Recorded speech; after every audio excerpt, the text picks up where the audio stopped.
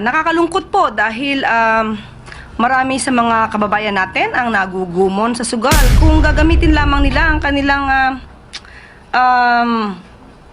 utak, ang kanilang pagdiskarte, hindi na sana sila poproblemahin ng gobyerno.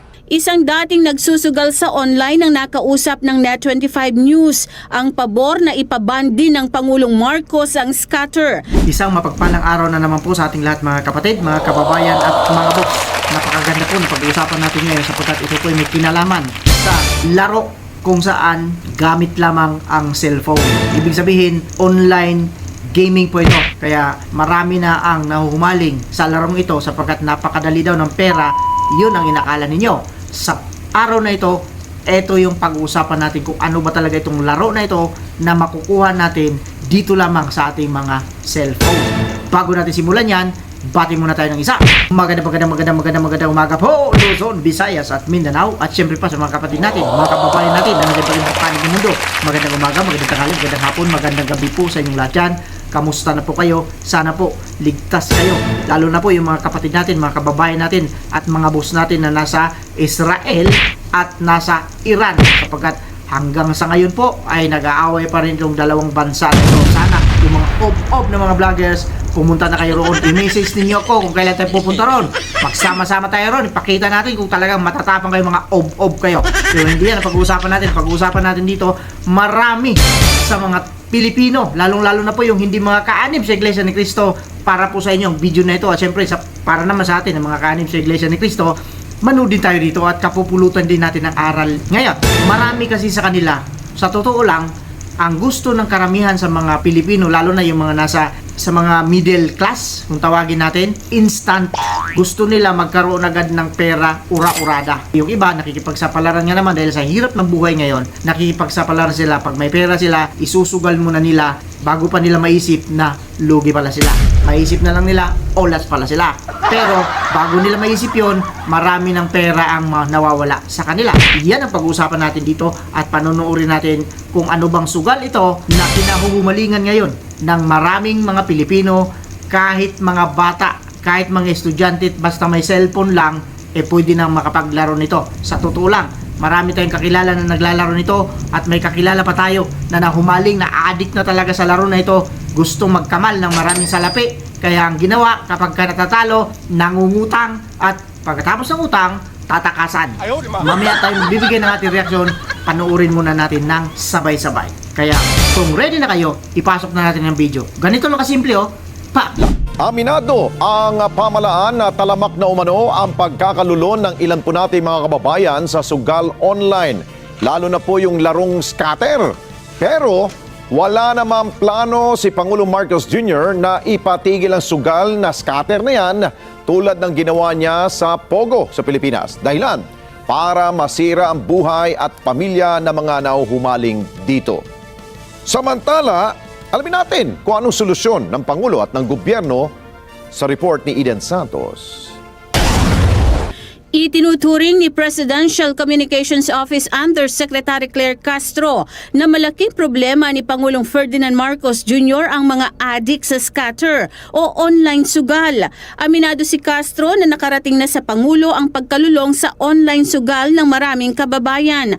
Anya dahil hindi nila makontrol ang sarili sa pagkagumon sa sugal ay kailangan pa silang intindihin ng gobyerno. Sa tala, nasa 7,000 website na ang naipasara ng Electronic Gaming Licensing Department, subalit gumagawa naman ulit ng bagong website. Nakakalungkot po dahil marami sa mga kababayan natin ang nagugumon sa sugal. Kung gagamitin lamang nila ang kanilang utak, ang kanilang pagdiskarte, hindi na sana sila poproblemahin ng gobyerno. Isang dating nagsusugal sa online ang nakausap ng Net25 News ang pabor na ipaban din ng Pangulong Marcos ang scatter. Kwento ni June, hindi tunay na pangalan, marami siyang mga kaibigan at kakilala ang lulong na sa scatter. Anya, madali kasing ma-access ang app sa cellphone kaya kahit mga estudyante ay kayang maglaro nito. Marami kasi minsan nalululong talaga sa ganun sugal eh. Naengganyo si June na maglaro ng scatter dahil sa laki ng panalo. Pero nang ikumpara niya ang kanyang cash-in ay mas malaki pa rin ito kaysa panalo niya. Mabuti na lang anya ay tumigil na siya at hindi tuluyang nalulong sa online sugal. Tingin mo tama, okay Oo naman. ma'am, mas okay yun ma'am, yung gano'n. Na pwede mo siyang ipaban. Kasi ma'am, para kung sakaling ano ma'am, kasi yung tao minsan pag nalulong ka na ma'am, minsan mangungutang ka na para lang may pang-cashin ka. Pero sa kabila ng pagkalulong ng mga Pilipino, sinabi ni Castro na walang plano ang Pangulo na ipaban ang scatter o online sugal, gaya ng ginawa niya sa Philippine Offshore Gaming Operators o POGO sa bansa. Hindi po kasi siya ay maiko-compare sa Pogo. Sabi nga po natin, ito po ay nanggagaling sa illegal website. So, ang tangi lamang po natin gagawin ay laging patanggal, ipasara, through the DICT, itong mga illegal website na to. Tanging solusyon ni Castro ay ipaban na lang sa PAGCOR yung mga taong lulong na sa online sugal. Pinayuhan naman ito ang mga endorser ng online sugal na huwag magpagamit sa pang-iengganyo ng online sugal. Pero ang pakiusap ko sa ating mga kababayan at sa mga pamilya, kung ang inyong mga kamag-anak naman po ay nagugumo na sa sugal, ipag-alam lamang po ninyo sa PAGCOR at mabilis po itong aaksyonan. Eden Santos para sa Mata ng Agila. Matatag, matapang, matapat. Base sa napanood nating video, marami nga sa mga Pilipino ngayon ang nahuhumaling sa larong ito. Sapagkat napakadali po ang access nito, lalong-lalo na po sa mga kaibayo natin sa pananampalataya. Sa mga iglesia ni Cristo po kasi, bawal po ito sa atin. Paalala po, hindi po tayo pwede maglaro sa mga ganito. Kahit sabihin pa ninyo na libangan lang, wala po yan sapagkat ito po ay sugal. Pag sinabing sugal, gambling. Kaya nga po nagtataka rin tayo dito sa ating presidente na si PBBM. Tinanggal niya yung POGO. Ang ibig sabihin ng POGO ay Philippine Offshore Gaming Operator. Ang POGO po ay online sugal, online casino. Nagtataka tayo dito sa ating Pangulo, bakit tinanggal na yon? Samantalang, eto, scatter, sugal din. Parehas lang naman sila, gambling. Mas malala pa nga ito sapagkat ito ay online na nasa cellphone lang kasi apps ito. Nagagamit ito ng mga bata, kahit pa elementary, high school, nagagamit ito na walang kamalay-malay yung kanilang mga magulang. Samantalang yung POGO, ang gumagamit lang talaga niyan ay yung mga mayayamang tao sa ibang bansa sapagkat ito ay offshore gaming. Kaya ang mga kasali po rito, yung mga milyonaryo sa labas ng bansa, naglalaro dito sa online na mayroon nakabase rito sa Pilipinas. Alam ko po yan sapagkat ako po ay dating nagtrabaho sa POGO. Kaya nagtataka tayo bakit hindi nila kayang ipasara ito. Nagsalita na naman itong si magaling na PCO anti-Claire. Anti-Claire pala. Alam ba ninyo kung ano sinabi niya? Napansin ninyo kanina sa video. Ang sabi niya, kung gagamitin lang sana ng mga tao ang kanilang utak, doon pa lang panalo na tayo. Ibig sabihin, ang mga tao, mga ob-ob. Kasi hindi ginagamit yung kanilang mga utak. Galing na mismo sa bunganga niya. Kung gagamitin lang sana ng mga tao ang kanilang mga utak, hindi na sila magiging problema pa ng gobyerno. Anti-Claire, ay anti-Claire pala. Nandyan kayo. Pwede niyo sabihin na ipasara ito. Pwede niyo ipatanggal ito. Bakit hindi niyo kayang gawin? Ang suggestion niya lang, ipapakansila. Tapos, ang suggestion pa nitong anti-Claire na ito na ob-ob din, magre-report daw kayo. Tayo na mismo daw magre-report pag may mga kamag-anak tayo na naa-addict na sa sugal na ito at mag-report. I-report natin sa casino para ma-blacklist. Nasaan yung utak mo din? Dapat ginamit mo din yung utak mo. Para mo na rin sinabing ob-ob ka. Kailangan pa bang mag-report namin? Kami pa ba ang gagawa nun? Na dapat sana'y kayo na mismo, gobyerno na mismo ang gagawa nun? Tanggalin ninyo yung mga online gaming na yan sa cellphone. Di ba? Kayang-kaya ninyong gawin yan. Nandyan yung DICT. Ayan ang sinasabi ninyo. Bakit isinisisi ninyo doon sa mga biktima? Mga biktima lang din ito. Itong mga tao na ito kasi gusto nga nila sa hirap ng buhay ngayon, gusto nila magkamal ng madaling pamamaraan. Kaya pumapasok sila dito sa online gaming. Meron dyan, pananalunin ka kuno, konti. Pero yung makukuha sa'yo, mas marami. Siyempre naman, negosyo nila ito. Dapat kumita sila. Kaya itong mga ob-ob din ng mga vloggers na nag-endorso sa mga ganitong online gaming, hindi na natin sila babanggitin sapagkat baka sumikat pa sila. Basta kayo, mga ob-ob kayo. Yung mga vloggers na malalaki na nagpo-promote dito sa online gaming, meron pa nga dito. Isang nakita ko bata, may diferensyang mata. Ginagamit na kanyang ama, ang sarap mong pagsasampalin.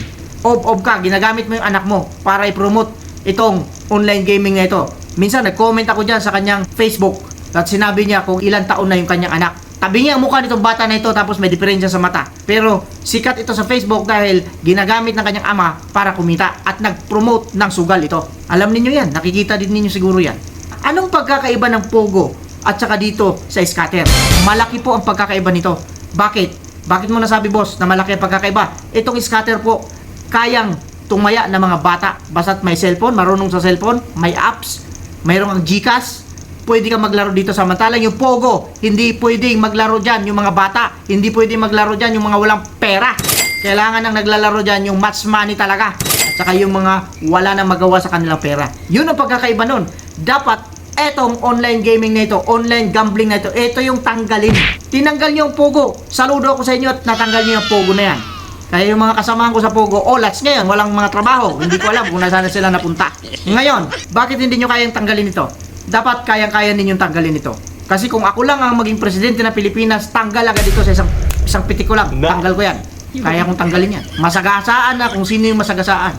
Importante na tanggal ko. Sino ang kayang gumawa niyan? Yung pinakulong ninyo doon sa dahig. Yun ang may balls na kaya niyang gawin yan sa isang pitik lang. Yan ang sinasabi ko sa inyo. Kaya kayong mga vlogger sa mga ob-ob, isa rin kayo. Nagpapagamit kayo kasi siyempre nga naman may pera. Pag nag-promote ka ng ganitong gambling, may pera. Ang bilis oh, gaganon lang sila oh. Tataya ka lang ng ganito, kunyari 500. Pak, pindutin nyo lang ganito. Ang bilis lang ang pera. Utot nyo blow. Mga ob-ob din kayo. Dahil sa pera, nasisilaw din kayo. Ginagamit niyo yung kasikatan ninyo. Tapos, nagiging influencer kayo dito sa mga sugal na ito. Na hindi nyo naisip. Pagdating ng panahon, yung mga anak ninyo, yung mga anak, mga apo ninyo, kung hindi man kayo, kung mamatay man kayo dito sa lupa, yung mga apo natin, yung mga kapwa-apuhan natin, yan ang magsasuffer.